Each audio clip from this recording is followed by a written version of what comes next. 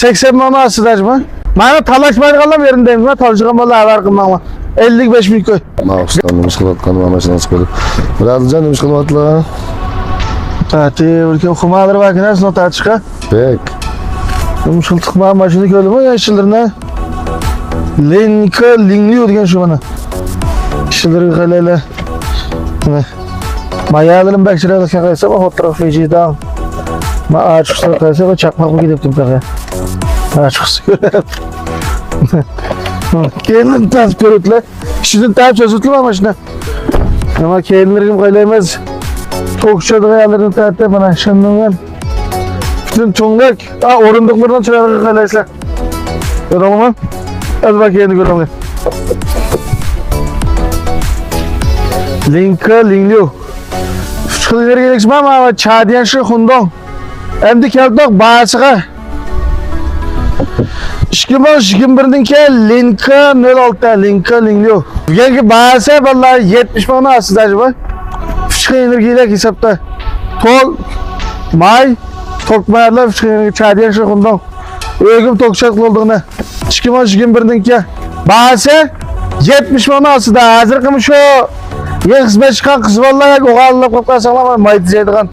Mayını az zeydigan. Özüreyler. Hem mıkdar ve maşinosu asam olta diye vallahi. Bana gep kısan vallahi maşina gazep güzel. Hem dikeldik ma Eysen'in bir savaşını söz tutayım da. Hem dikeldik vallahi ma Audi Eysen. 2018'in kema alırım ha boçen alırım şirketten çıktı bana. Çoğunçularını juyduğan. Rengi kaylaysa ma gançadırı kaylaysa. Çoğunluk. Barmak. Şık barmak. Tok orunduk. Bana köp ıkbarlık rol. Çoğun tümlük. Şillerim bek yerine maşına köydüm ama ya. Audi A8 heves kaldıra gazep söz tutmam var bana. Geldireyim kaylaysa onu. Buradan ama. Maşına ve şey yana evde mayak kendi kaylaysa. Kendi çıraldırma gazep çırayla çıkacağım ha. Hazır kımanı yaşpalıdan arzusu ya. Bana. Mayını azıydıgan hem sürat. Hem may. Hem öz soyutuğa maşına yetsem olta edeceğim valla bana ma Eysen gep kısam olta. Peyliyansın 1'de 4'te çıkıdı. 2018'deki Audi Eysen. Ma şu bir taraf orunduk tokluk, çunluk. Bugünkü bağısı 80 ming asıda mı? 80 ming asıda. Kağını gep kısam olta. Anki azal lamanda adım sık oldu. 2017'deki lamanda. Otomatik o tonluk barmak otaldıgan. İşte kar çıkına. Şurada ben görsem maşina yarayıcı belki.